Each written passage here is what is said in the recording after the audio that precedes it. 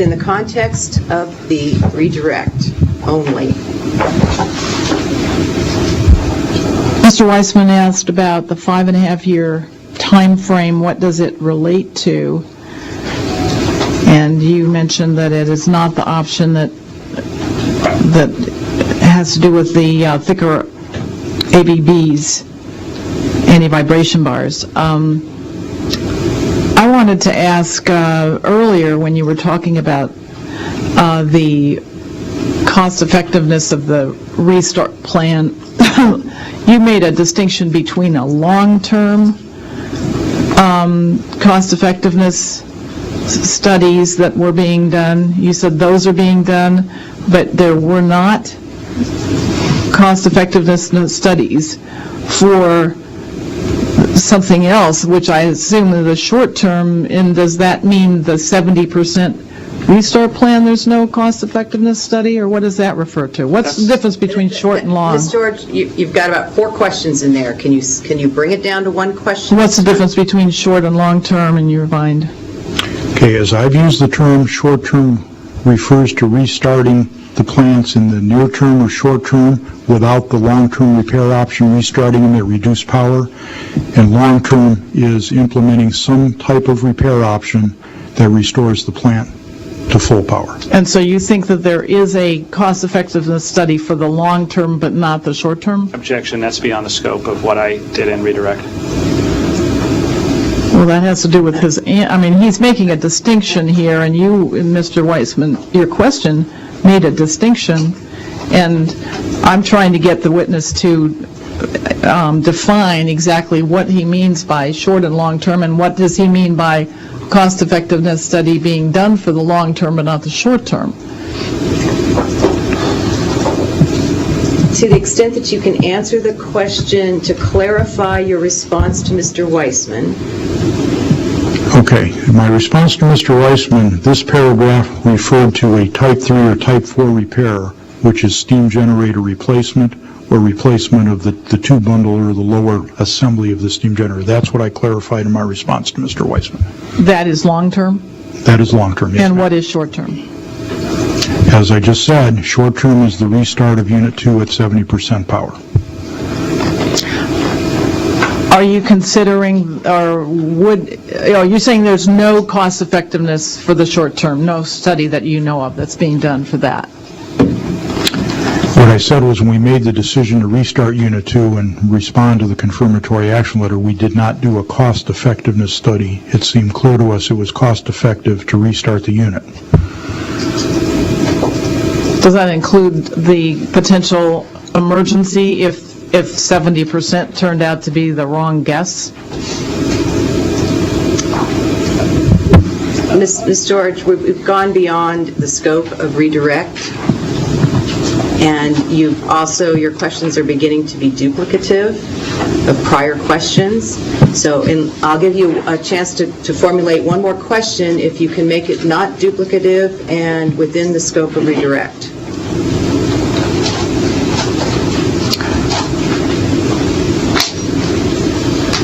Restarting at 70% has never been done before. Is that true? Are you asking, has anybody in the country restarted a plant at 70%? If you know the answer. Yes, well, to give you one example, I was the operations manager at the Palisades plant in the late 1980s. We restarted and operated for a full cycle at 80% power due to steam generator problems. So restarting at reduced powers has been done. Is that considered an experiment? You said you're going to shut down and inspect after 5 months, which indicates that you're not sure what would happen. Objection. Is there Sustained.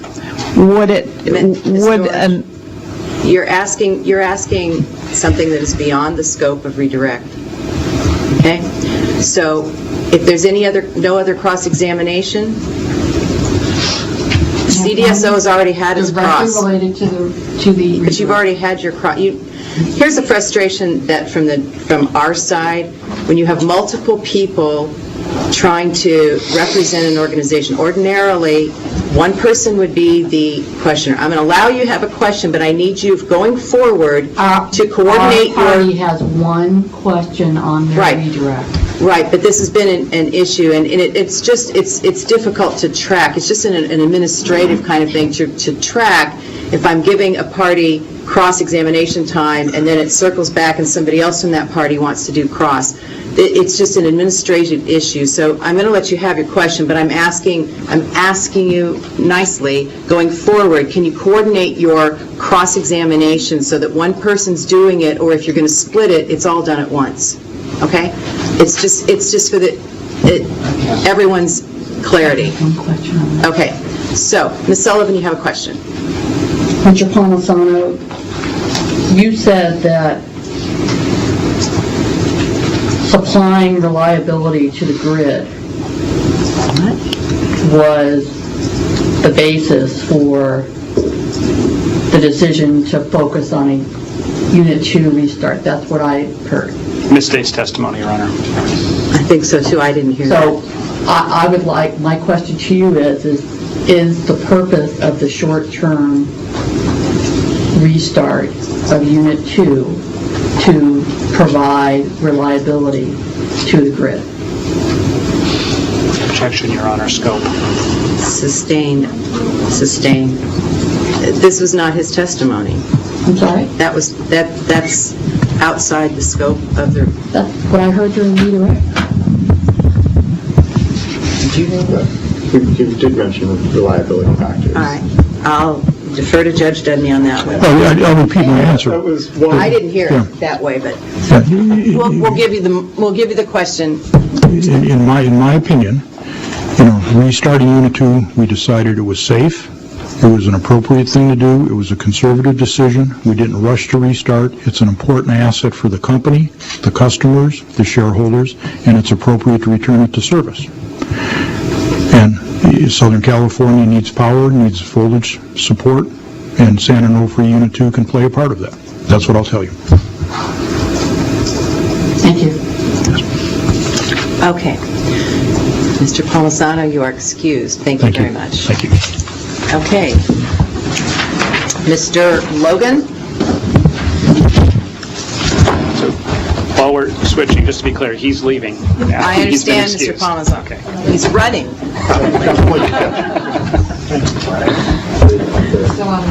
Off the record, sorry.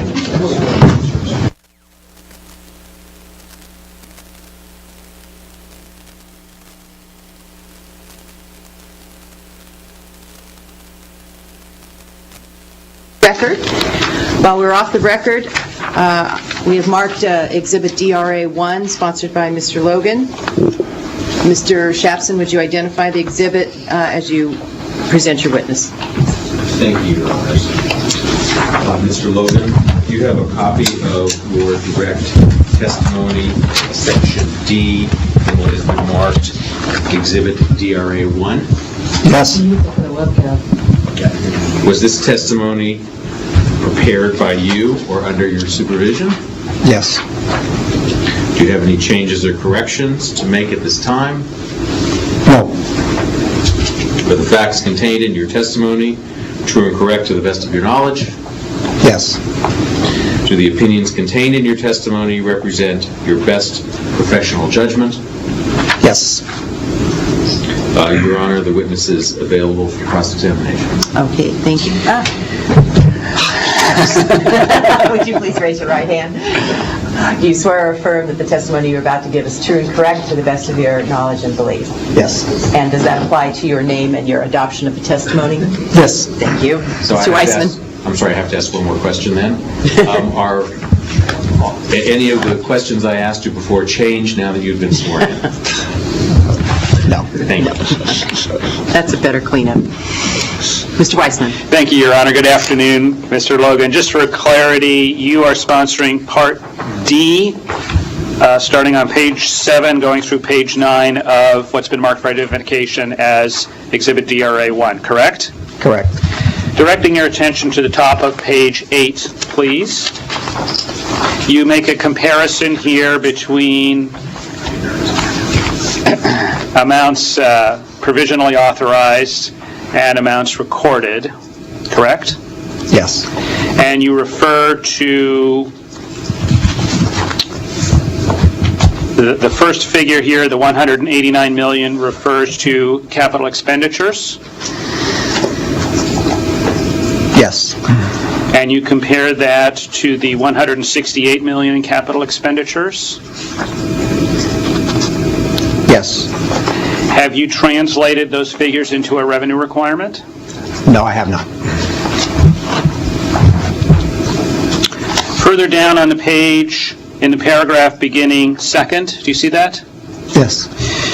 You are discussing here incremental inspection and repair costs, correct? Correct. And you state, or you make the recommendation that these costs should not be recovered from ratepayers under any circumstances, correct? That is the testimony. So what is the basis for your claim that ratepayers should not be responsible for these expenses under any circumstances? My understanding is under the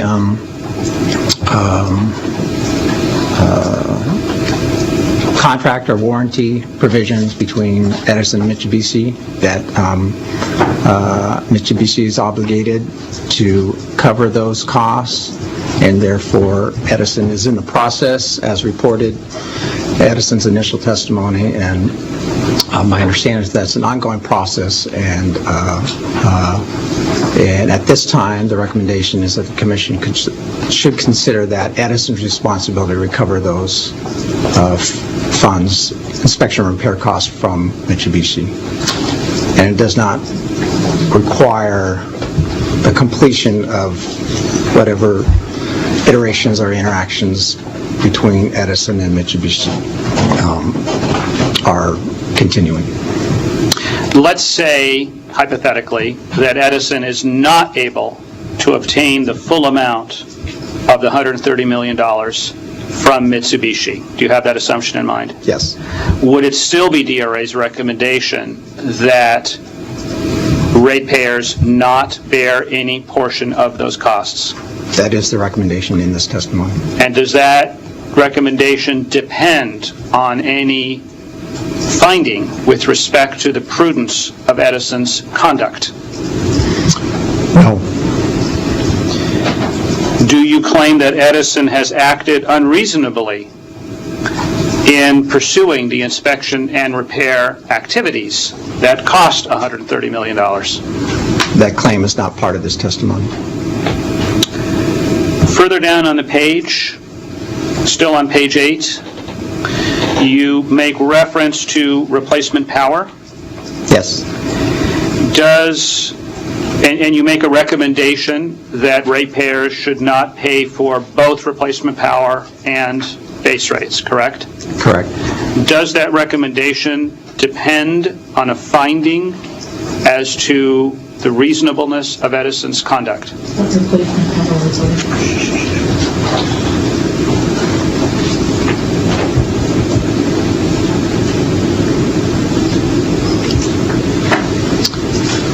Ultimately, the disposition between SONG's cost versus replacement power costs would require findings of Edison's reasonableness. The recommendation here is at this point in time,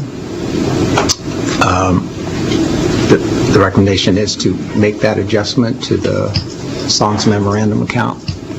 So this, sorry, I didn't mean to interrupt you. Reflecting the currently booked replacement power costs. Okay, forgive me for interrupting, I didn't realize. So this is a recommendation for interim rate making pending the Commission's ultimate determination in Phase 3. That's fair characterization, yes. Okay, that's all I have. Thank you. Okay. Any questions, Judge Dudley? Thank you, Mr. Logan. You're excused. Thank you very much. Okay. I have no redirect. Oh, I'm sorry.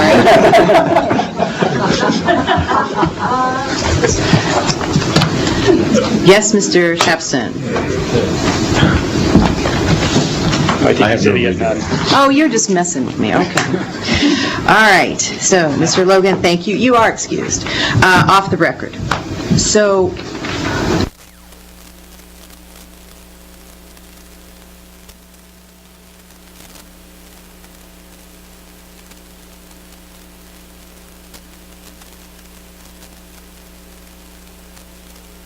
Mr. Snow, would you please raise your right hand? Do you swear or affirm that that the testimony you're about to give is true and correct to the best of your knowledge and belief? Yes. All right, thank you. Would you please be seated, state your name for the record, and provide a business address? My name is Douglas Snow, S-N-O-W, 8631 Rush Street, Rosemead, California, 91770.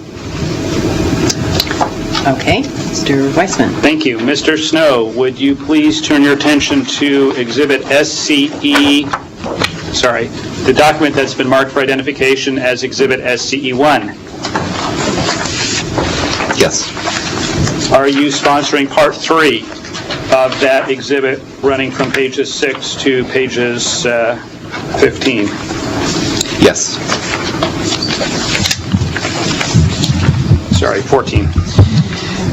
Also, would you please turn your attention to Exhibit SCE7?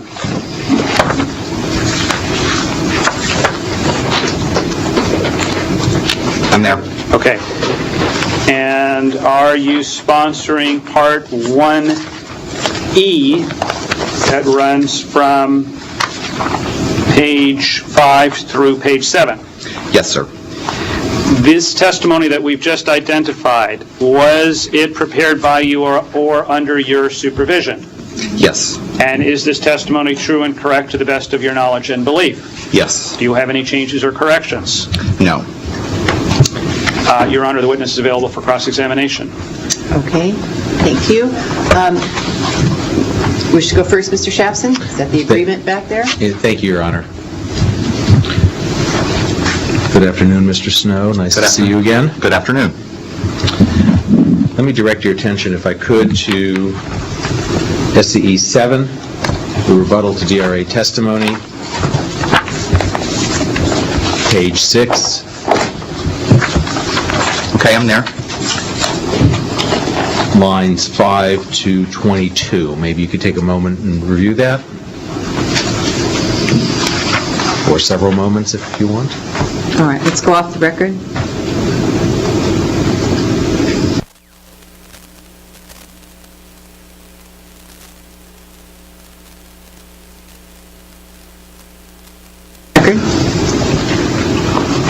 You've had a chance to review that? I have.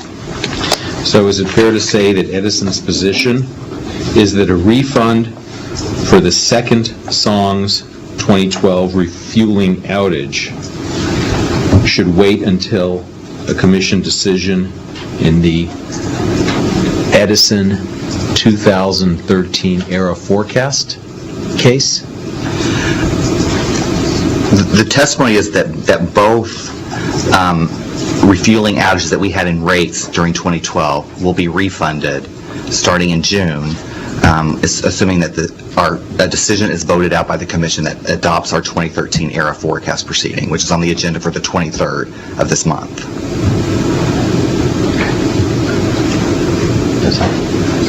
Thank you. Can I clarify,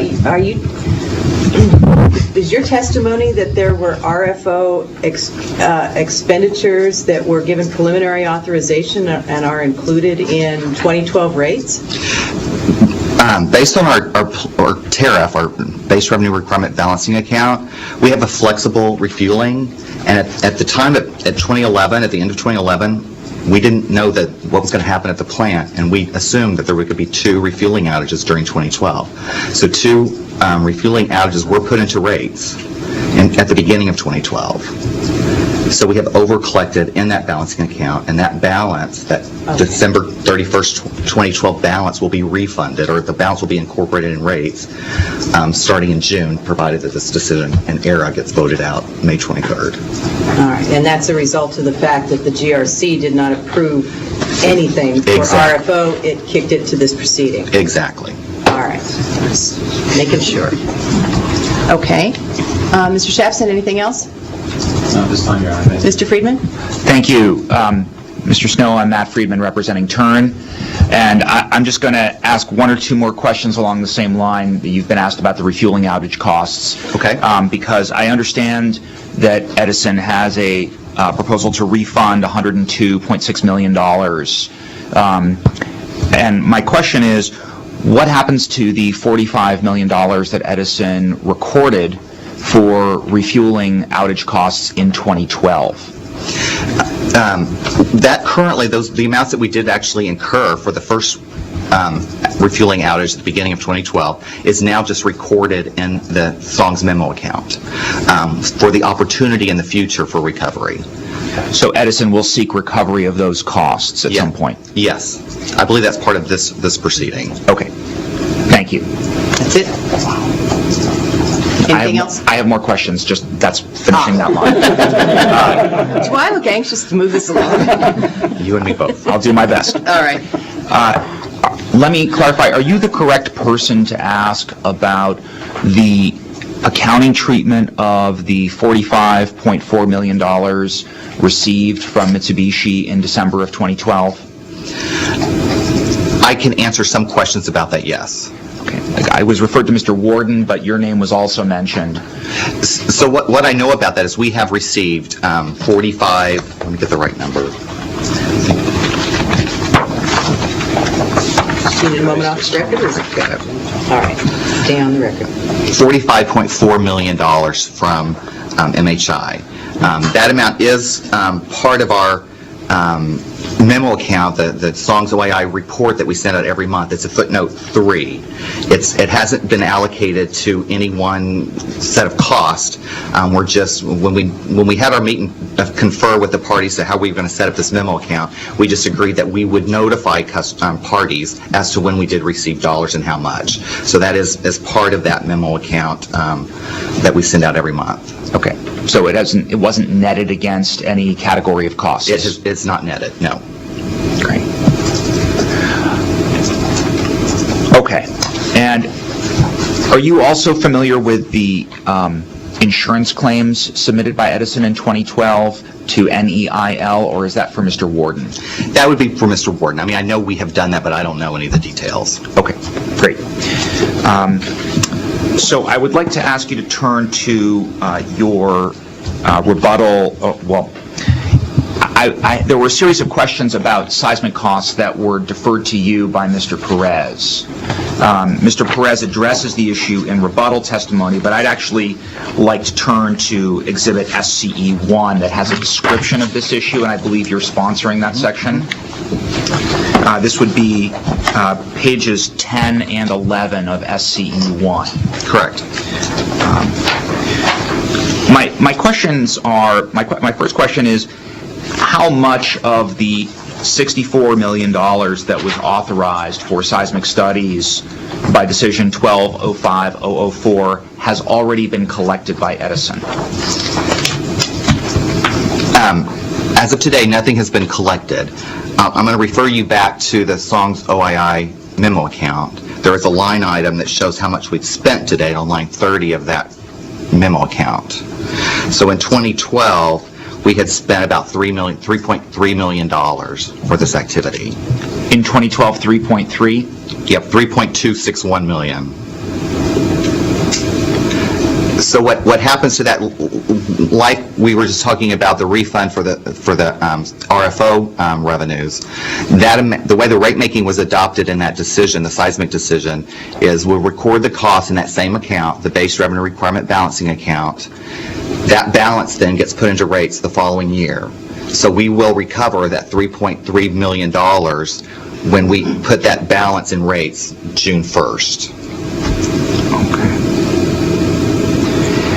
And in the original decision authorizing the seismic studies, decision 12-05-004, that decision had a forecast of $19.4 million for 2012, as opposed to the $3.2 million you just mentioned. Do you have any ability to explain the difference between the forecast and the actual recorded costs? I do not. Okay. Okay, I think those are all my questions. Thank you. Okay. Any other all right, I have a couple of clarifying questions, and I'm not sure if you're the right person, but you've been represented as the rate-making person. So, I was asking Mr. Perez about, in connection with SCE 10, how the decision was made at Edison to book certain costs as base O&M versus incremental steam generator, because there are some costs that might be subject to two interpretations as to whether it is ordinary repair, particularly in the earlier part of the year. Is that a topic with which you might be generally familiar? Not the decision to how to bucket the cost. I do receive once they've been bucketed. So, you know, as I don't know if you've looked at the same memo account, I've been talking about the Songs OII memo account. We have buckets for routine O&M, which is the base O&M, and then the investigation type. So that all is being done before it gets to me. Okay, well, maybe I could call your attention to SCE 10. Okay.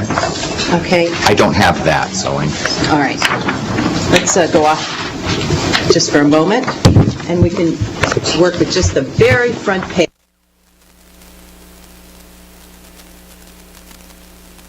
If we went off. So the way Mr. Perez explained it to me was that the decision on where to bucket costs between base O&M and incremental steam generator on a monthly basis was determined by reaching a predetermined level of allocated or preliminarily authorized or allowed O&M, base O&M, and that at that point, any additional costs would be booked as incremental steam generator, with the caveat that all inspection and repair was booked as incremental.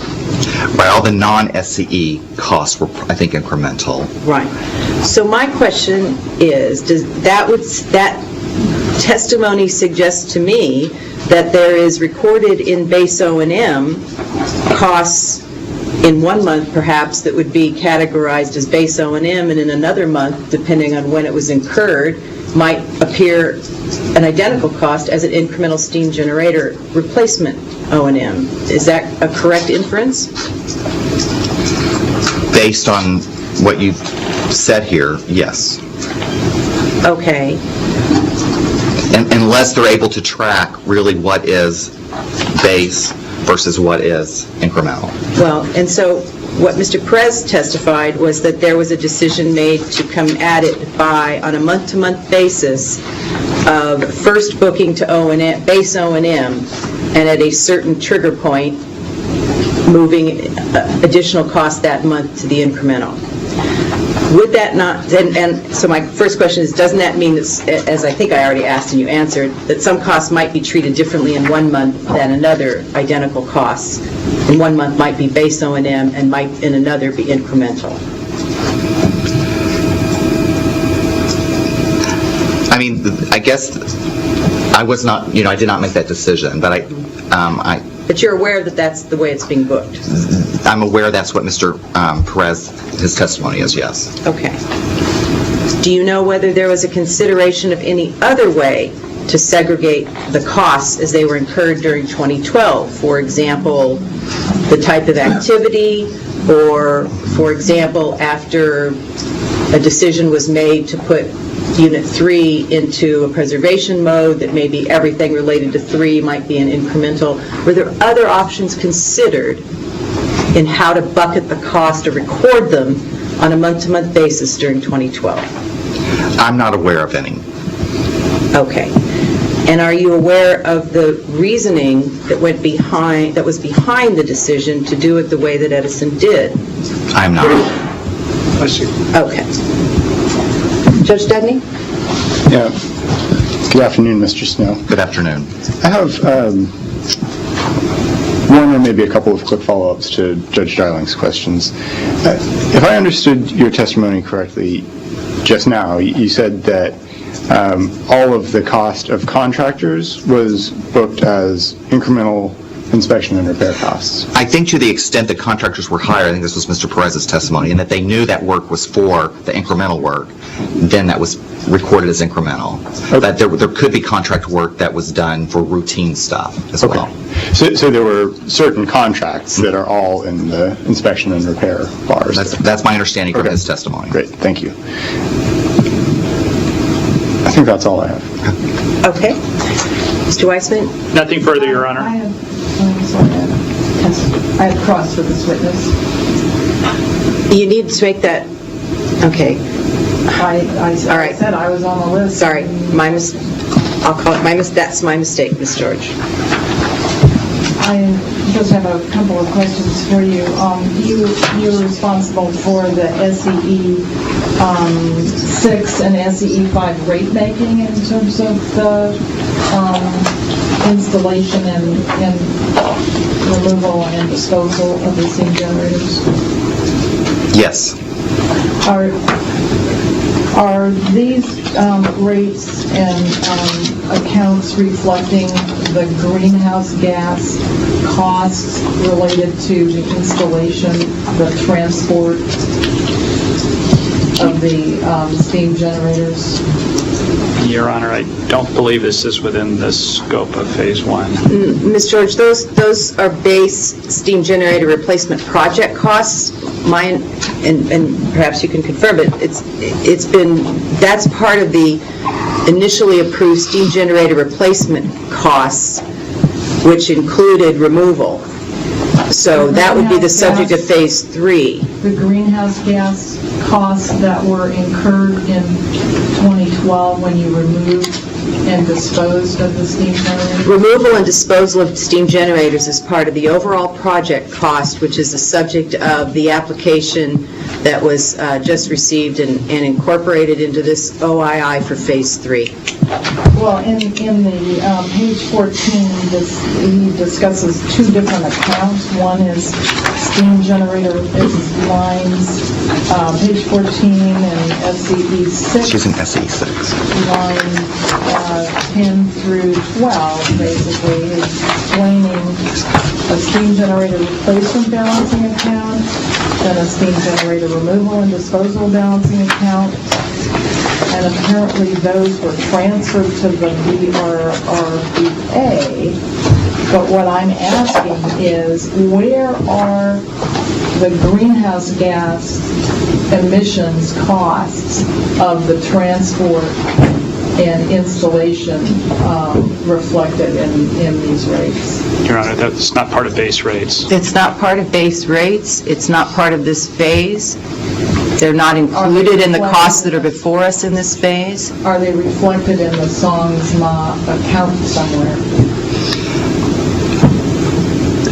To the extent we incurred any, part of the SONGS OII memo account, we do reflect the revenue requirement for the non-base costs. So we do have the steam generator costs as well as our replacement power costs. All that stuff's being tracked in the OII memo account. I asked whether there was a greenhouse gas emissions costs and credits. Yeah, I'm assuming that in the month of January you had some credits for greenhouse gas emissions that were not emitted because it's a nuke. And then when there are costs, greenhouse gas emissions, then I wanted to find out if those are reflected somewhere. Objection, Your Honor, scope.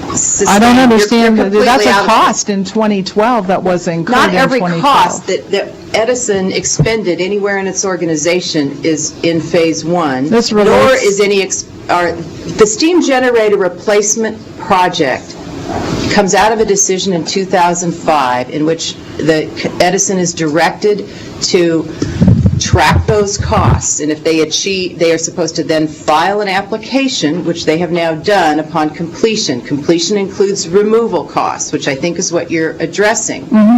That is not in the 2012 costs that are here. That's part of the Phase 3 a review that's being done in response to the decision in 2005 to Edison to bring those costs forward for review under certain conditions. So what you're asking is in Phase 3. It's part of the steam generator replacement project costs. What's at issue here to distinguish for you is incremental consequential costs of the outages, which we are considering what happened and was it reasonable to incur them. Whatever number that is will move to Phase 3 as to whether it's justified for ratepayer recovery, in which we will explore issues of prudency and the causes and so forth. Thank you. And what about the costs of, during the outage this year, there were emissions credits that Edison generally had due to the nuclear power plant, but since the nuclear power plant was not running, those emissions credits, are you showing a loss for those, the lack of those credits? For GHG, and that's another proceeding, the costs that we're paying in the cap and trade are recorded in our ERA, or a fuel and purchase power balancing account, our energy resource recovery account. So in that proceeding, we would be reviewing those costs? I'm just trying to find out where we're going to have the testimony on this, because they were incurred in 2012. Right. For all emissions. So that is part of our ERA review, or the Commission's ERA review of that balancing account. Thank you. And so the costs of the disposal, the one-time fee that was incurred at the dump, the storage facility in Utah where those were taken, is that a Phase 3 issue or is that a Phase 1 issue? Your Honor. I'll answer that, and that's a Phase 3 issue. It's very clear in the decision, in the steam generator replacement decision, that removal and disposal of the old steam generators is part of the costs that are being aggregated towards the approved cap in the for the steam generator replacement project. That's Phase 3. And those greenhouse gas costs would also count towards that cap? I have no idea because I haven't looked at that phase. Those are all my questions. Thank you. Okay. Mr. Weissman? Nothing further, Your Honor. Okay. I think it's safe to excuse you, Mr. Smith. Thank you. Thank you for your help. Okay. So, Are we on or off? we'll go off the record for a moment.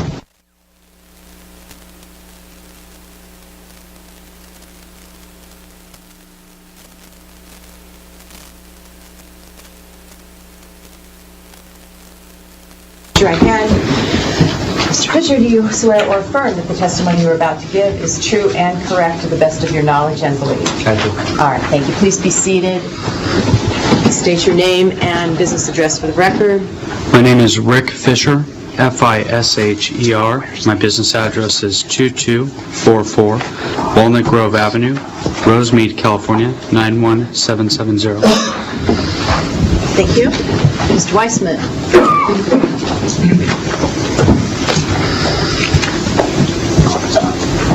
Mr. Owen. Could you be on? Could we be off just for 1 second? I apologize, Your Honor. Just for 1 second. Off.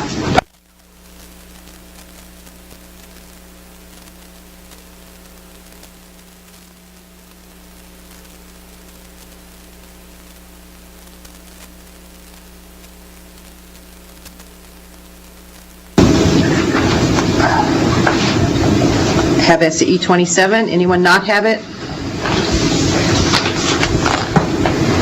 Okay, Mr.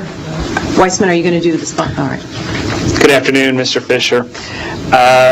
Could you please turn your attention to what's been marked for identification as SCE 8? Yes. Are you sponsoring parts 2A2 and 2-3B of that exhibit? I am. Would you also please turn your attention to what's been marked for identification as SCE 27? I have that. Okay. These materials that we have just described, has this testimony been prepared by you or under your supervision? Yes, it has. Is it true and correct to the best of your knowledge and belief? It is. Do you adopt this as your testimony? I do. Your Honor, the witness is available for cross-examination. Okay, thank you. Mr. Friedman. Thank you, Mr. Fisher. At this time, I would like to introduce what has been marked off the record as Turn Cross-Examination Exhibit Number 2. This exhibit contains a data response by Edison to Turn data request set 8, question 2, and the sponsoring individual at Edison is listed as Mr. Fisher. Correct, I have that in front of me.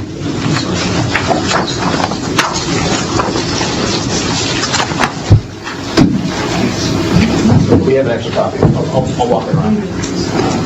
Oh, we have. Do you need extras? Well, I think this.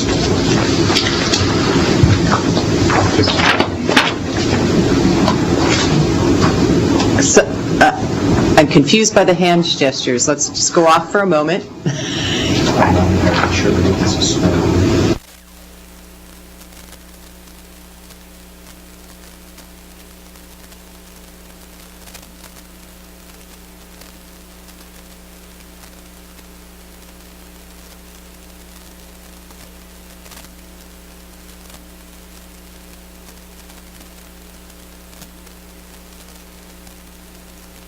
Record, Mr. Friedman.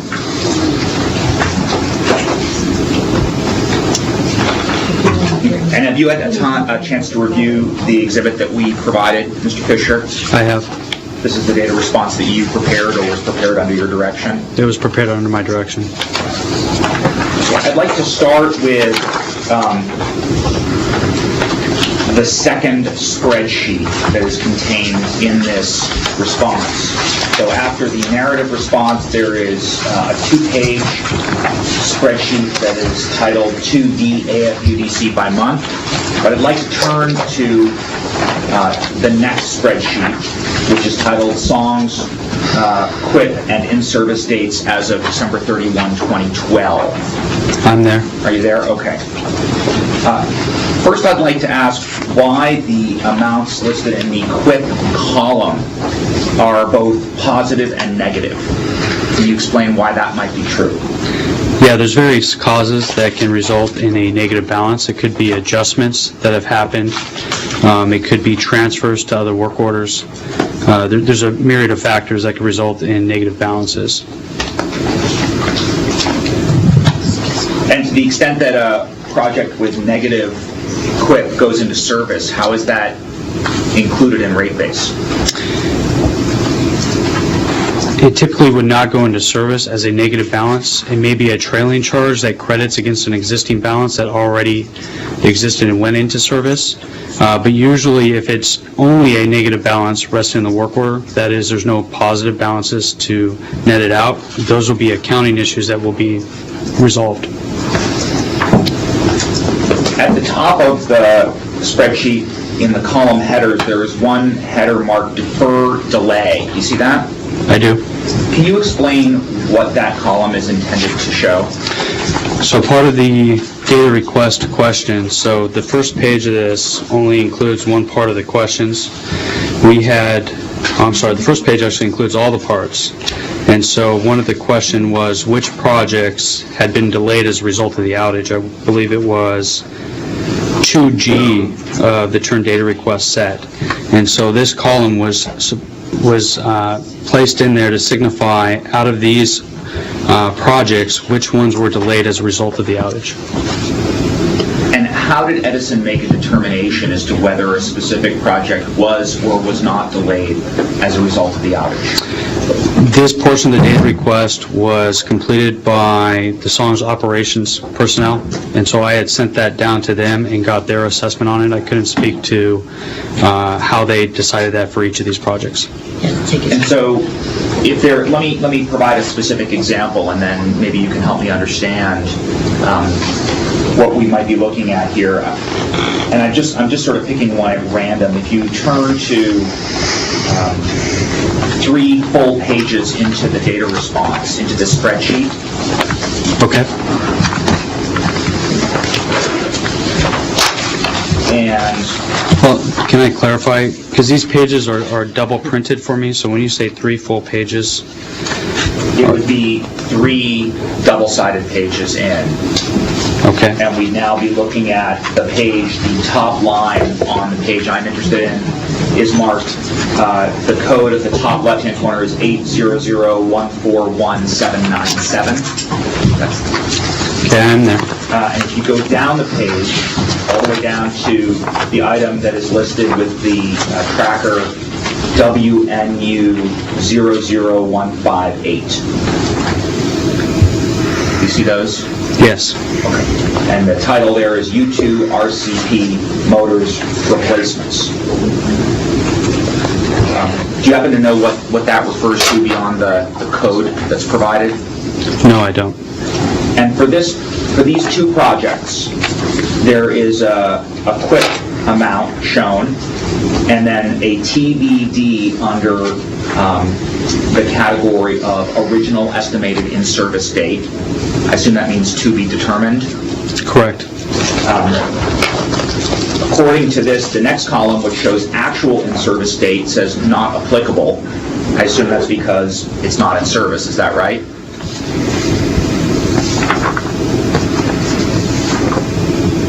Yes. And then the next column says new estimated in-service date and has dates in late 2014 and mid-2015. Is that correct? Yes. And then the final column says that these projects effectively were not delayed. Yes.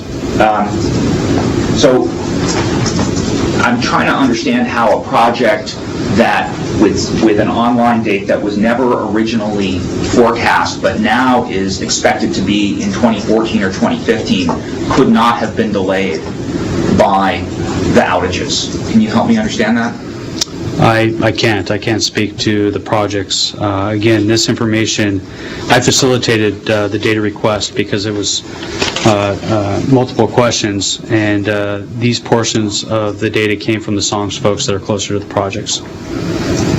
Does the spreadsheet show whether there is active progress occurring on these capital projects? This spreadsheet does not.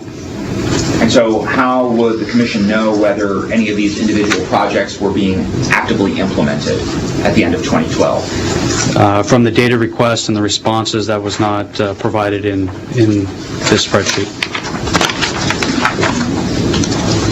Now going backwards to the very first spreadsheet, double-sided, that's the response to return question 2D, the AFUDC by month. I just want to take you to the total at the bottom of the second page, meaning the back side of that page. There is a total amount, listed grand total of what looks to be $14.5 million. Is that right? Correct. And that's accumulated AFUDC for projects that had not yet been put into service by the end of 2012? Correct. And did that number show up in the comparison exhibit SCE 10 or any place else in Edison's testimony? I'm not familiar with SCE 10, but I don't believe that number shows up anywhere else. Because this is a number that Edison would bring to the Commission when the capital projects are actually placed into service?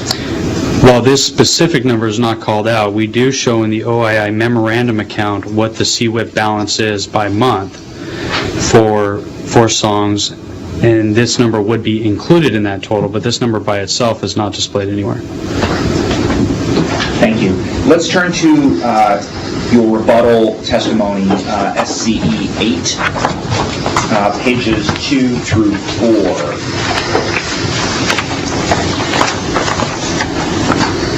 I'm there. And here you address the issue of cash working capital requirements associated with SONGS and the recommendations made by terms. Is that right? That is correct.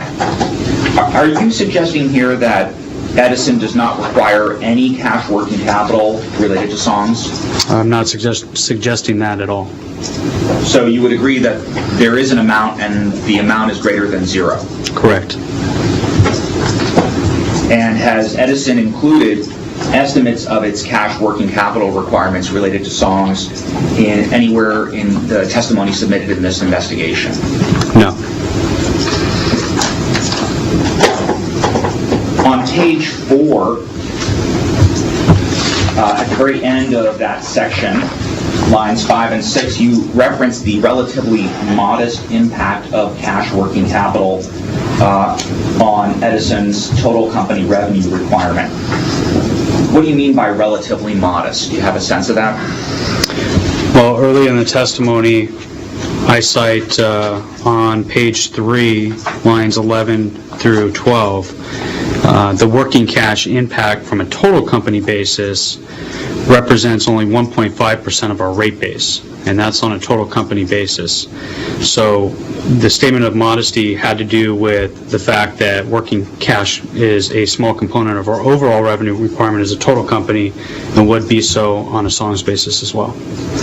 And you say here it represents, on line 12 of page 3, 1.47% of Edison's authorized rate base.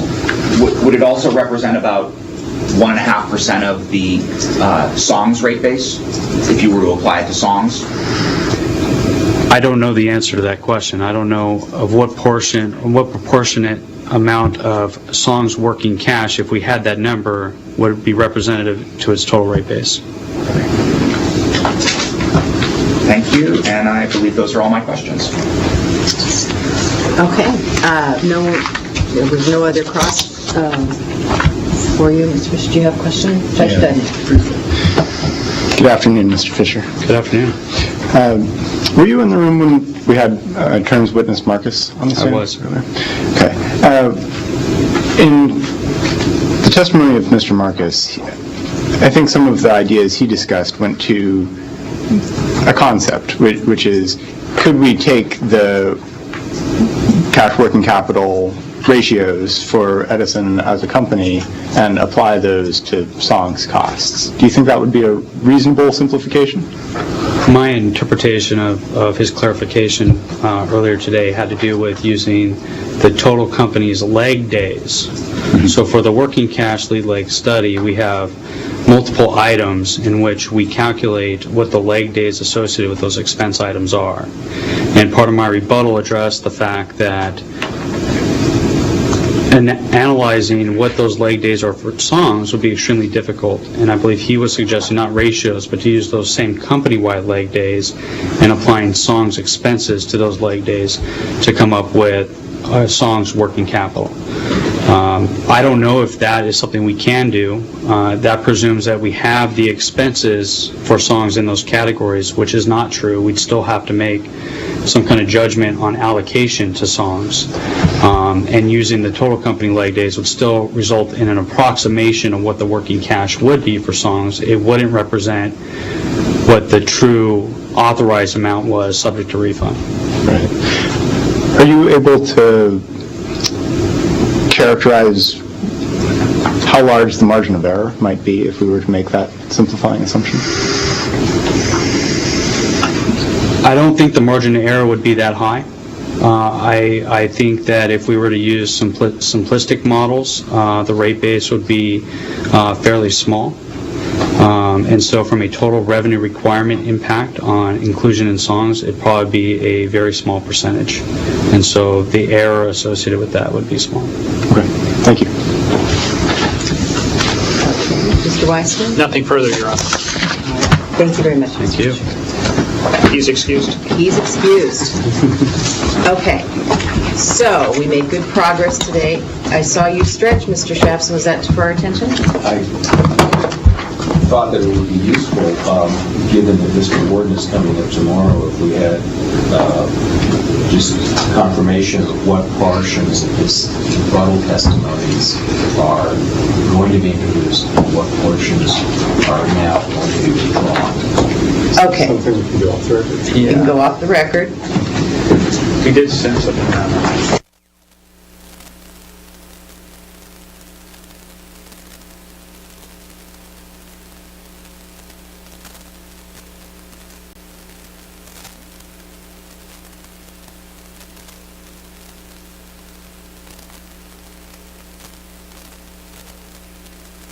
Can I move, this is cross-exhibit? Yeah, when we go back on, we'll do that. Okay, so let's go back on the record. Mr. Friedman, did you want to move your exhibit in? Your Honor, we would move our cross-examination exhibit, turn 2, into evidence at this time. Any objections? Turn 2 is in. It's been accepted. All right, so tomorrow, we'll start with Mr. On, we'll go to Mr. Hunt, followed by Mr. Worden, Mr. DeMarco, Ms. Batista, and Mr. Perez when we can fit him in conveniently in the afternoon. If all goes well, we will finish tomorrow. So, on that point, I will see you all at 9:30 in the morning. So we're doing a normal schedule, 9:30, break at lunch, afternoon, like normal? Yes, and you've already learned I don't eat much lunch, so, because I am committed to trying to get this thing through tomorrow. It's on the record right away. That's right. Okay, we're adjourned. Thank you, Your Honor.